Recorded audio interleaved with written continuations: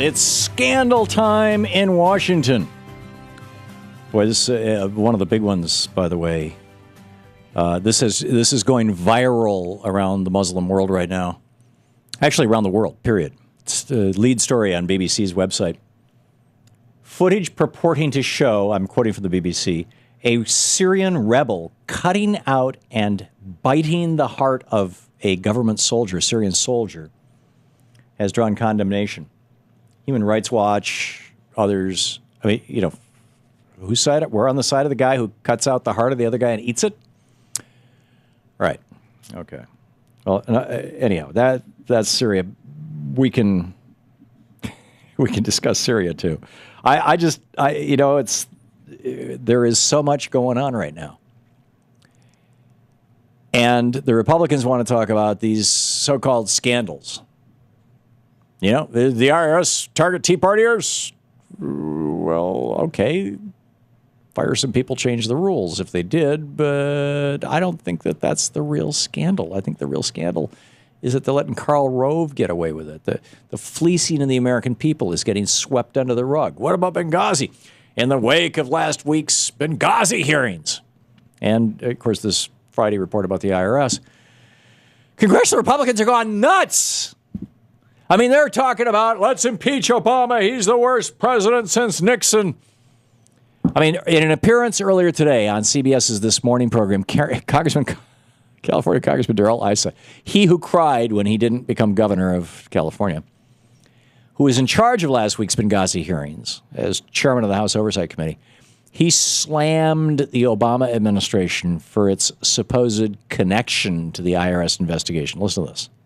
This was the targeting of the president's political enemies, effectively, and lies about it during the election year so that it wasn't discovered till afterwards. The Congress has to hold people accountable for it. These were effectively ideological attacks.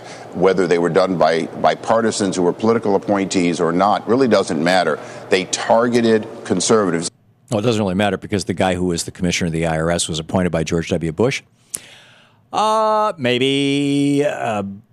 And by the way, have we forgotten about the liberals who the Bush administration's IRS was going after during the 2004 election for giving sermons in churches against the war, not against Bush, but against the war? Anyway, while Fox so-called News is pushing their usual anti-Obama rhetoric and the mainstream media coverage is following suit with constant coverage of Washington's latest controversies, Republican leaders... they're hanging out. They're having a good time. Seriously, they're loving this. In particular, because as long as they can keep the spotlight on the Obama administration, the rest of us, the public, the viewing, listening, voting people are going to forget. We have limited attention spans, and we have national ADD, about the very real problems this country faces, and the fact that the Republicans are blocking any efforts to fix any of these real problems. I mean, this is the real scandal. That sequestration cuts Meals on Wheels, so tens of thousands of seniors will literally go to bed hungry tonight because Republicans didn't want the wealthiest Americans to pay just a little more in taxes. Here's the real cover-up. The Earth's atmosphere has more carbon in it than at any point in human history, as in the history of the human race. But Congress isn't even considering a special hearing on finding solutions to global climate change. Here's the real abuse of power. Republicans in the Senate have flouted their constitutional obligations by filibustering any and all of the president's judicial and executive branch nominees, creating a backlog in our courts and leaving important agencies without leadership. You want the real abuse of the tax code? The loopholes and the subsidies that have turned the IRS into the welfare program for the richest 1% of Americans, with the rest of us footing the bill. You're not going to hear any of that kind of stuff from Republicans or from the media, because all the Republicans care about is scoring points against Obama and the administration, and all the media cares about is sensationalizing Washington politics so they can get more eyeballs, so they can make more money for their advertisers.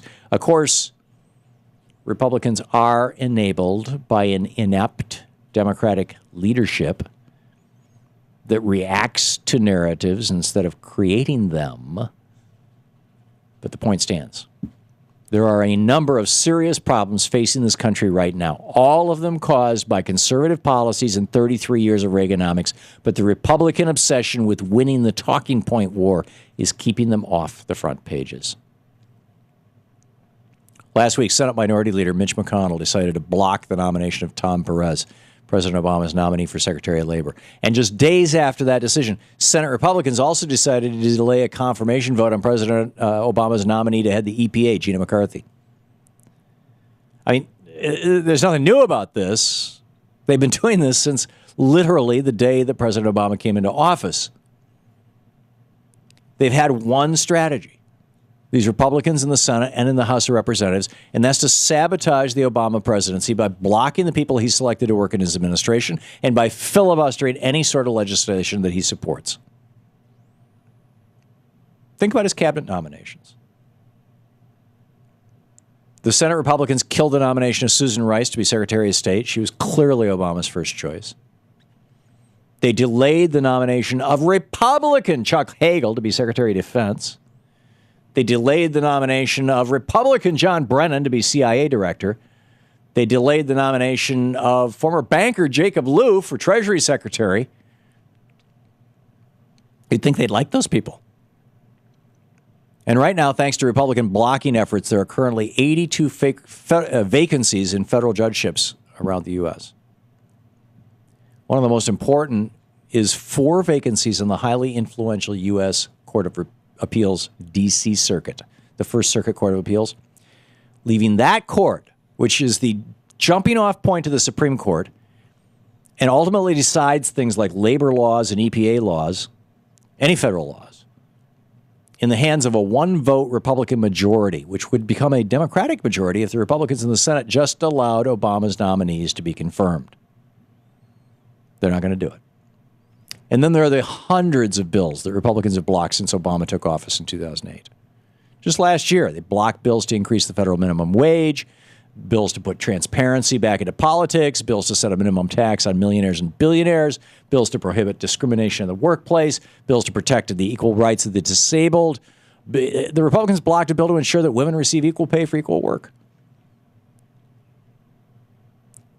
And here's what makes me genuinely crazy. Despite all of this, all these blocked appointments, all the filibustered legislation, President Obama says he still wants to work with the Republicans. He apparently still believes he can get some kind of grand budget bargain with the Republicans, despite their absolute refusal to raise taxes. He continually invites Republicans to sit down with him and help him make the decisions that are needed to get our economy turned around. But the Republicans aren't deciding anything. They're just telling him where he can put it. They're bashing his every move. Now they're talking about impeaching him. Mark my words, they're going to try. Earlier this year, despite knowing that it would damage his own party, President Obama proposed a reduction in the cost of living increases for Social Security recipients. He thought, oh, well, if I just do the chain CPI, the Republicans will be nice to me. No, they're not going to be nice to you. Sorry. They have wanted to cut these social safety net programs for years. So what they do when President Obama comes out and says, okay, we'll do the chain CPI, we'll cut Social Security, Michelle Bachmann comes out and says he's attacking, it's a shocking attack on seniors. Republicans are calling it draconian cuts to Social Security. Wait a minute, it's a third of what you Republicans wanted.